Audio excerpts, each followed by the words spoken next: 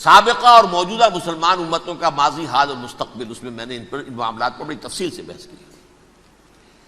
بہرحال یہ جو دور تھا ان کا 1400 سالہ، وہ اونچ نیچ سے ہوتا ہوا جب آیا ہے حضرت مسیح کی بعثت پر، تو ان کی شرارت کی انتہا یہ ہو گئی کہ اللہ تعالیٰ نے مسیح کو رسول بنا کر بھیجا، رسولاً الی بنی اسرائیل۔ حضرت موسیٰ اور حضرت عیسیٰ کے درمیان رسول کوئی نہیں ہے، سب نبی ہیں۔ حضرت موسیٰ رسول تھے اور حضرت عیسیٰ رسول ہیں۔ درمیان میں داؤد ہو، سلیمان ہو، یشعیاہ ہو، زکریا ہو، یہ سب نبی ہیں، یحییٰ نبی ہیں، رسول نہیں ہے۔ لہذا وہ شہید کر دیے گئے، رسول شہید نہیں ہو سکتا، قتل نہیں ہو سکتا۔ لیکن عیسیٰ اور موسیٰ کے درمیان 1400 برس ان کے جو ہیں، تو اس کا کلائمیکس ہے حضرت مسیح علیہ السلام کی بعثت، اور حضرت مسیح علیہ السلام کو جسے اللہ نے اپنی روح قرار دیا، روح منہ، کلمتہ القاہا الی مریم، اللہ کا کلمہ، عظیم ترین معجزات۔ انہوں نے کیا کہا؟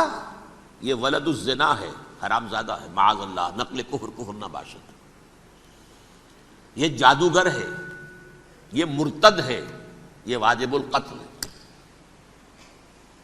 اصل حکومت اس وقت رومیوں کی تھی حکومت، لیکن انہوں نے انہیں آٹونومی دے رکھی تھی، اپنے مذہبی معاملات تم خود طے کر سکتے ہو۔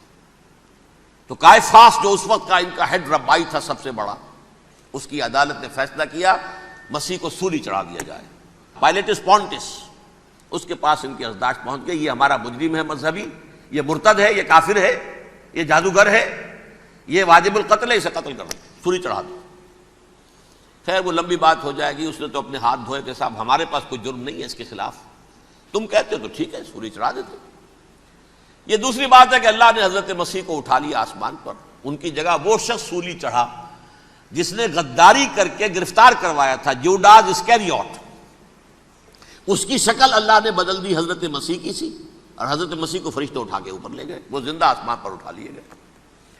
اور یہ ساری تفاصیل نہ قرآن میں ہے نہ حدیث میں ہے، یہ انجیل میں ہے، لیکن انجیل کون سی؟ برنباس کی انجیل، gospel of the Lord according to saint Barnabas. یہ حواریین مسیح میں سے تھے، لیکن عیسائی ان کو تسلیم نہیں کرتے، ان کی بائبل کو صحیح نہیں مانتے، کینونیکل نہیں مانتے۔ 100 انجیلیں تھیں، 104 تھیں، جن میں سے 4 چنی ہیں انہوں نے، یہ متی اور جان اور مرقس مارکس، یہ ہے، تو یہ 4 انجیلیں ہیں، انہوں نے تسلیم کیے کہ یہ کینونیکلز ہیں، یہ تو ہیں حقیقی، باقی جو ہیں 100 اس کو وہ تسلیم نہیں کرتے۔ ان میں سے ایک ہے یہ برنباس، اس میں یہ تفصیل ہے کہ اللہ تعالیٰ نے اس شخص کی، جیوڈاس کی، یہودا جیوڈاس اس کو انگریزی میں کہتے ہیں، اس کی شکل بدل دی حضرت مسیح کی سی، وہ گرفتار ہوا، وہ سولی چڑھا، وہ غدار تھا، غداری کی سزا اسے ملنی تھی، وہ مل گئی۔ حضرت مسیح کو فرشتے 4 اٹھ رہے ہیں، جس کوٹھڑی میں حضرت مسیح مقیم تھے، ایک باغ کے اندر وہ پوش تھے، اس کی چھت پھٹی ہے، 4 فرشتے آئے ہیں، حضرت مسیح کو اٹھا کر لے گئے ہیں، چھت برابر ہو گئی ہے، اس کے بعد وہ شخص پکڑا گیا۔ بہرحال حضرت مسیح کو اللہ نے اٹھا لیا آسمان، لیکن وہ دن ہے کہ اس قوم کو اب مغضوب علیہم قرار دے دیا گیا۔ نوٹ کر لیجیے، اصل میں تو ہونا یہ چاہیے تھا کہ رسول کی جان کے در پہ جب کوئی امت ہو جاتی تھی تو اللہ کا قاعدہ یہ تھا کہ اس امت کو نسیہ منسیہ کر دیا جائے۔ حضرت نوح کی قوم کو ختم کیا یا نہیں؟ حضرت ہود کی نگاہوں کے سامنے قوم عاد برباد کی گئی یا نہیں؟ حضرت صالح کی نگاہوں کے سامنے قوم سمود برباد ہوئی، یہ اللہ کا قاعدہ رہا۔ سدوم اور عمورہ کی بستیاں حضرت لوط علیہ السلام جہاں بھیجے گئے، مدین کا علاقہ جہاں حضرت شعیب بھیجے گئے، آل فرعون جن کی طرف موسیٰ کو بھیجا گیا، سب ہلاک کر دیے گئے، کیونکہ رسولوں کے بارے میں اللہ کا نبیوں کے بارے میں یہ بات نہیں ہے۔ نبی آیا، اس نے دعوت دی، جس نے مان لیا اچھا کیا، اپنے لیے اچھا کیا، نہیں مانا اس کی اپنی جو ہے عاقبت برباد ہو گئی۔ دنیا میں کوئی فیصلہ اس کا نہیں ہوتا، لیکن رسولوں کا معاملہ یہ ہوتا ہے کہ دنیا میں وہ اللہ کی عدالت بن کر آتے ہیں، مانو گے تو بچو گے، نہیں مانو گے ہلاک ہو جاؤ۔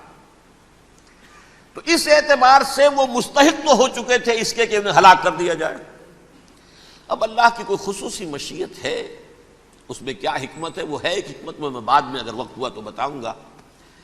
فیصلہ یہ کیا اللہ نے کہ حضرت مسیح کو تو اٹھا لیا زندہ، اور ان کی رسی ابھی مزید دراز کر دی کہ ان کو ابھی مہلت دے دی کہ تمہیں آخری استیصال، جس کو عذاب اکبر کہتا ہے قرآن، سورہ سجدہ جو حضور ہر جمعے کی پہلی رکعت میں فجر میں پڑھتے تھے، وَلَنُذِيقَنَّهُم مِّنَ الْعَذَابِ الْأَدْنَىٰ دُونَ الْعَذَابِ الْأَكْبَرِ لَعَلَّهُمْ يَرْجِعُونَ، چھوٹے چھوٹے عذاب اور ایک بڑا عذاب، جبکہ قوم بالکل برباد، نسیم منسیہ، کأن لم یغنوا فیہا، ایسے ہو جائیں جیسے کوئی تھے ہی نہیں آباد یہاں، لا یرا الا مساکنہم، اب ان کے مسکن نظر آتے ہیں، مکین نظر نہیں آتے۔ یہ عذاب اکبر جو ہے وہ ان پر نہیں آیا، حالانکہ وہ مستحق ہو گئے تھے اسی وقت۔ اس کو یوں سمجھیے کہ کسی شخص کو پھانسی کا حکم تو ہو جائے، ایگزیکیوشن نہیں ہوئی، ہوتا ہے کئی سال گزر جاتے ہیں پڑے ہوئے، اور معاملات جو ہیں وہ چلتے رہتے ہیں۔ یہ معاملہ ہوا اس کے ساتھ، ورنہ یہ مستحق ہو چکے تھے آخری بربادی تباہی کے، عذاب استیصال، جڑ سے کاٹ دینے والا عذاب، وہ آ سکتا تھا ان پر اسی وقت، لیکن اللہ نے ان کی مہلت دراز کی ہے۔ لیکن اس کے بعد اللہ نے ان کو ایک اور موقع دیا، 600 برس بعد حضرت مسیح کے محمد الرسول اللہ صلی اللہ علیہ وسلم کی بعثت ہوئی، اور یہ میں سمجھتا ہوں کہ اس قوم پر اللہ کا اتنا بڑا فضل تھا، اتنا بڑا فضل تھا، اتنا بڑا فضل تھا۔ اب پھر ایک موقع دیا، عسیٰ ربکم ان یرحمکم وان عدتم عدنا، دیکھو اب بھی تمہیں ہم ایک موقع دے رہے ہیں، تمہارا رب تمہارے اوپر اب بھی فضل کرنے کو تیار ہے، رحم فرمانے کو تیار ہے۔ ان ھذا القرآن یہدی للتی ہی اقوم، اس قرآن کے سائے میں آ جاؤ، یہ شاہدرا ہے ہدایت میں آنے کا، اس میں داخل ہو جاؤ، محمد کی تصدیق کرو صلی اللہ علیہ وسلم، دامن محمدی میں آ جاؤ، اب بھی ہم تمہارے گناہ بخش دیں۔ لیکن نہیں، اس قوم نے حضرت محمد صلی اللہ علیہ وسلم کی دشمنی کی کمر کس لی، اور اب یوں سمجھیے اس تاریخ سے لے کر آج تک یہ گٹھ جوڑ ہے۔ ظاہر بات ہے کہ ابلیس کا بھی اصل دشمن اب کون ہے، یا ہدف کون ہے، ٹارگٹ کون ہے؟ جنہوں نے محمد کو نہیں مانا صلی اللہ، وہ تو ہے ہی جہنمی، ان پر کوئی اور محنت کرنے کی ضرورت کیا ہے؟ سمجھ گئے میری بات؟ حضور کی بعثت کے بعد جنہیں حضور کو رد کر دیا، ان پر ایمان نہیں لائے، وہ کون ہے؟ کافر، وہ جہنمی ہے ہی ہے، لہذا اس کے اوپر کوئی محنت صرف کرنے کی ابلیس کو ضرورت نہیں، اس کا اصل ٹارگٹ امت محمد ہے صلی اللہ علیہ وسلم۔ وہ ساری نوع انسانی کی دشمنی اب آ کر مرکوز ہو گئی ہے امت محمد صلی اللہ علیہ وسلم کی دشمنی پر۔ اور اسی طرح یہود کا معاملہ، اگرچہ ویسے پوری نوع انسانی کے دشمن ہیں، انہیں حیوان سمجھتے، ان کی جان مال اپنے لیے مباح سمجھتے ہیں، جس طرح چاہیں لوٹے کھسوٹے کھائیں پیئیں انہیں، لیکن اب ان کی بھی دشمنی کا سب سے بڑا مرکز امت محمد۔ کیوں؟ وہی تکبر اور حسد، وہی بیماریاں۔ انہیں تکبر یہ ہو گیا تھا کہ 2000 سال سے یہ نبوت ہماری میراث، ہماری جاگیر، بنو اسرائیل کے اندر سینکڑوں نبی آئے، 3 کتابیں اللہ نے ہمیں عطا کی، یہ کہاں سے آ گیا محمد صلی اللہ علیہ وسلم؟ معاذ اللہ ثم معاذ اللہ، یہ امیین میں سے، یہ جنٹائلز میں سے، یہ گوئنز میں سے، یہ حقیر ان پڑھ، کہاں ہم کہاں یہ نہیں تسلیم کریں گے۔ حالانکہ قرآن کہتا ہے یعرفونہ کما یعرفون ابناہم، ان کے علماء ایسے پہچانتے تھے حضور کو جیسے اپنے بیٹوں کو پہچانتے ہیں کہ یہ آخری نبی ہیں، لیکن تکبر اور حسد کی آگ میں جل اٹھے۔ اب ان کے بھی دشمنی کس سے ہے؟ محمد اور امت محمد صلی اللہ علیہ وسلم۔ یہ گٹھ جوڑ ہے۔ اب دیکھیے، یہ ہے میری گفتگو کا اب تک کی گفتگو کا حاصل، یہ گٹھ جوڑ، ایک غیر مرئی دنیا، انویزیبل دنیا کا ابلیس لعین اور جنات میں سے اس کے لشکری فوج،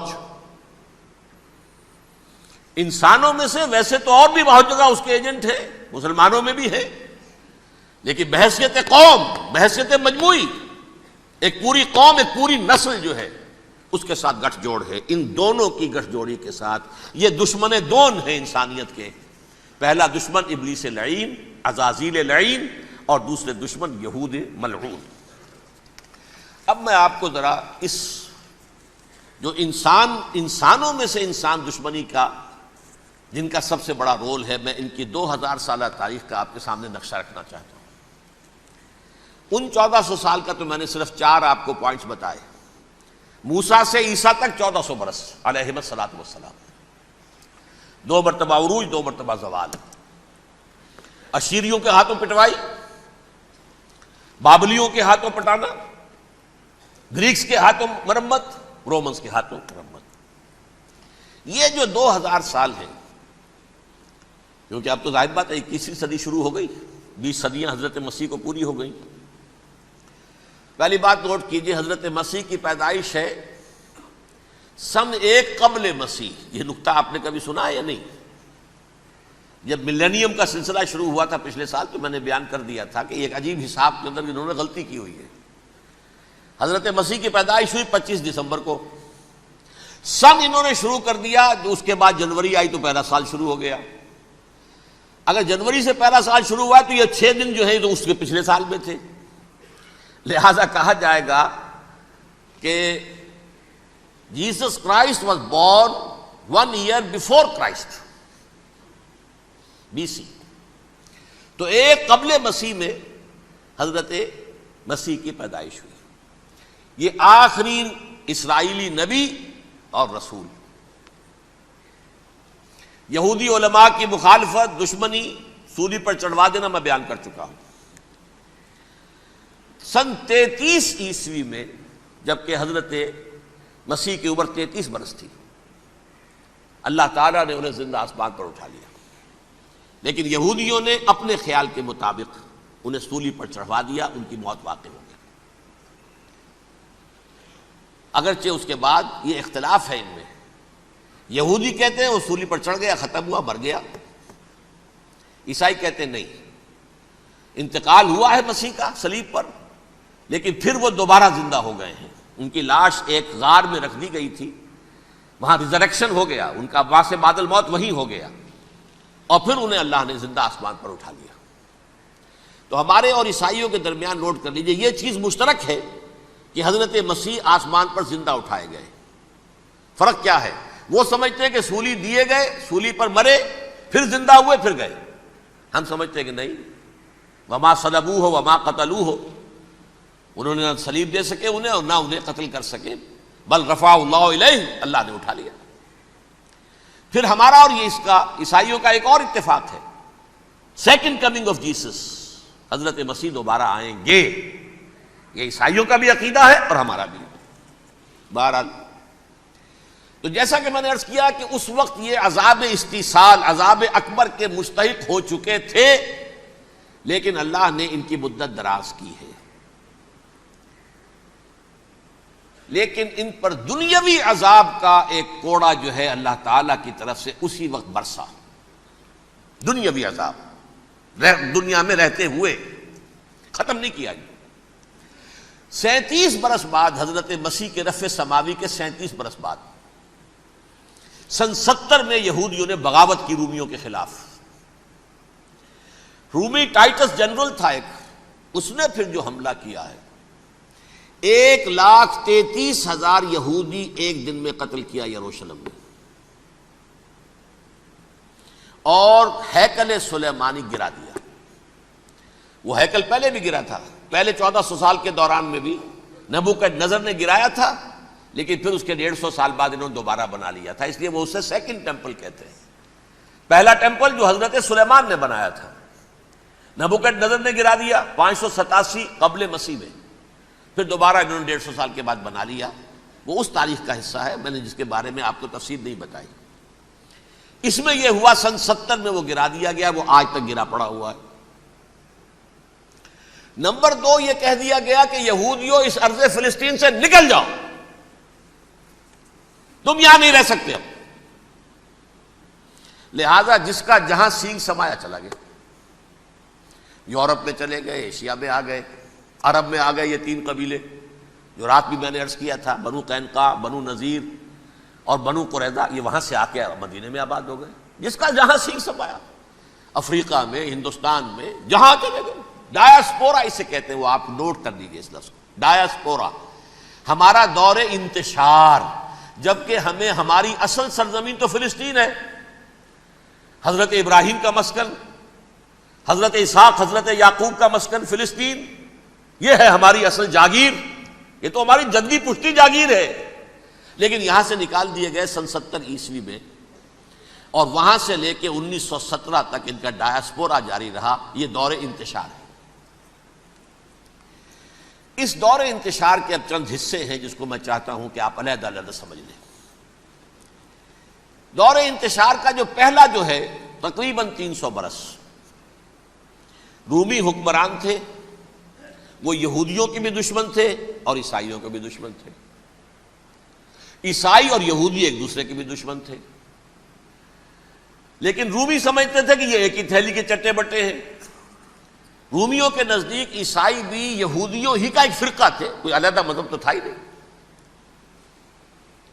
لہذا رومی جو ہیں رومنز وہ ان دونوں کو ستاتے تھے، مارتے تھے، اور یہ آپس میں لڑتے تھے، یہودی عیسائیوں کو مارتے تھے، عیسائی یہودیوں کو مارتے تھے۔ یہ ہے 300 برس تک کی تاریخ۔